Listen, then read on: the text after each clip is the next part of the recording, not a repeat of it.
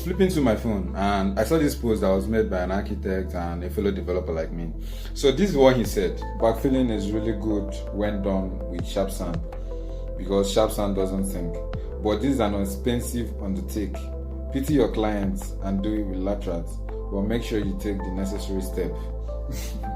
This is not the first time I'm meeting this debate about the best sand to use for DPC filling or backfilling or whatever you call it. It's not the first time I'm meeting this debate. I've met it in one of my sites in Port Harcourt, Nigeria.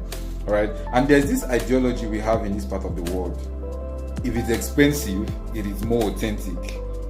If it's expensive, you have two things, and it's more expensive, it's more authentic. Regardless if that's the best material, regardless if that's the best material to use for that thing.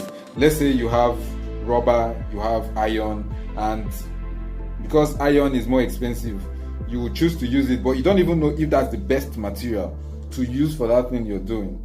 Just because it's more expensive, you feel that's the best thing to use there. All right, laterite remains the best material, the best sand for sand filling because of its unique quality.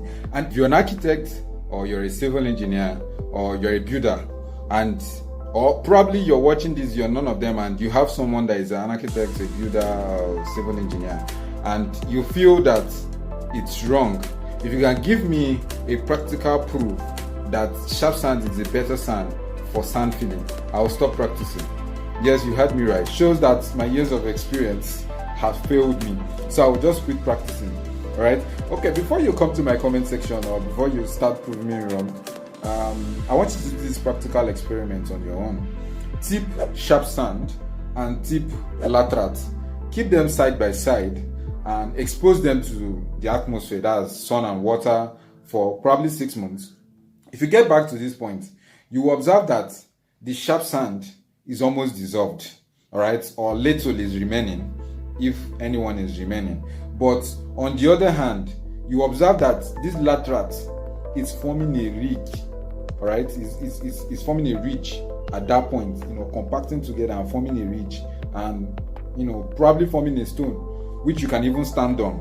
All right, this laterite that you tipped with the sharp sand, on the other hand, the sharp sand is gone, but on the other hand, the laterite is forming a ridge, all right, and you can actually stand on top of it strongly without it punching inside.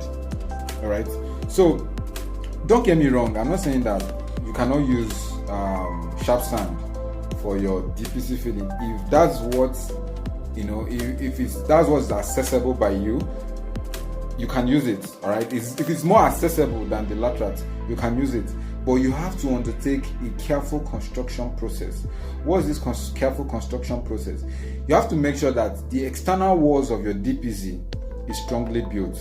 Is going to be almost like retaining wall. You have to make it strong, because this sharp sand you're putting into your DPC does not compact together. You have to undertake this careful construction process and make sure that your external DPC walls are strong enough, and make sure that there are no holes. There is not going to be any hole, all right, on your DPC, because once you have any hole, the sand is going to be pulling out from there, and once it's pulling out from there, it has jeopardized your DPC.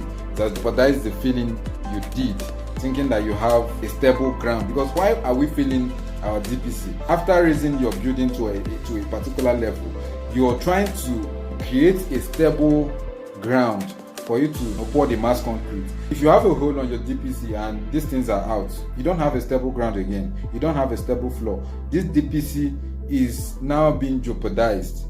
All right, the floor is empty. If you're an architect, you're a builder, you're a civil engineer, and you feel that these things I'm saying doesn't make sense, and you have a practical proof that sharp sand is the best sand for sand filling, I will quit practicing.